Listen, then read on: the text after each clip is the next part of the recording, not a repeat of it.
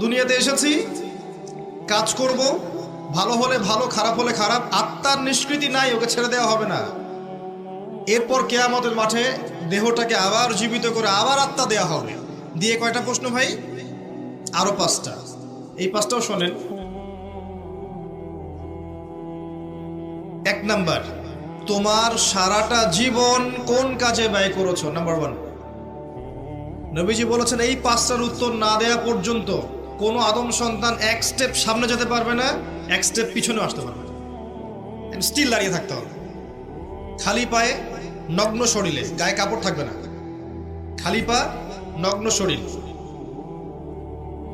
রোদের উত্তাপ তো বুঝতে পারছেন, মানুষের ঘাম টাকনু, হাঁটু, বুক, গলা পর্যন্ত পৌঁছাবে। দাঁড়িয়ে আছে। 5টা প্রশ্ন। তোমার সারা জীবন কোন কাজে ব্যয় করেছো বলো, না হলে 1 স্টেপ আগাতে পারবে না। বলো।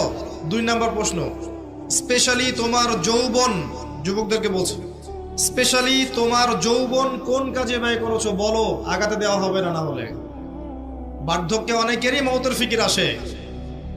সারা জীবন সুদ খেয়ে শেষ বয়সে চিল্লা দিয়ে এসেছে, এমন লোক আছে।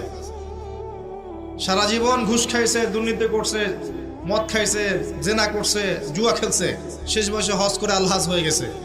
এমন লোকের অভাব নাই। যৌবনকাল ভাইটাল টাইম।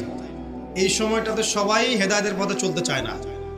রক্ত গরম থাকে, উচ্চাভিলাষ থাকে, পলিটিক্যাল পাওয়ার অ্যাচিভ করতে হবে, অথবা একটা ভালো নারী চাই, অথবা আমি বিভিন্ন মেয়েদের সাথে অ্যাফেয়ার করব আর ভোগ করব, অথবা পর্নোগ্রাফিতে আসক্ত হয়, অথবা মাদকাসক্ত হয়, খেলাধুলা করে সময় নষ্ট করছে, অথবা দেখবেন ব্যাংক ব্যালেন্স, টাকা পয়সার পিছনে ছুটছে। মানে ওর যত ছোটাছুটি দেখবেন স্পেশালি যৌবনকালে, স্পেশালি যৌবনকালে। এবং এই যৌবন শুধু আপনার না, যুবতীদেরও। বোথ অফ দেম, উভয়ই জানে না জীবনের উদ্দেশ্য কি। অন দ্য আদার হ্যান্ড মেয়েকে দেখবেন সারাদিন মেকআপ, পার্লার, এই ফ্যাশন, ওই ফ্যাশন, এই ড্রেস, ওই ড্রেস, টিকটক, ফেসবুক, ইউটিউবিং, এগুলোতে ব্যস্ত আছে। বসে বসে নিজেই হাসছে, নিজেই ছবি তুলছে, নিজে নিজে হাসছে একা একা।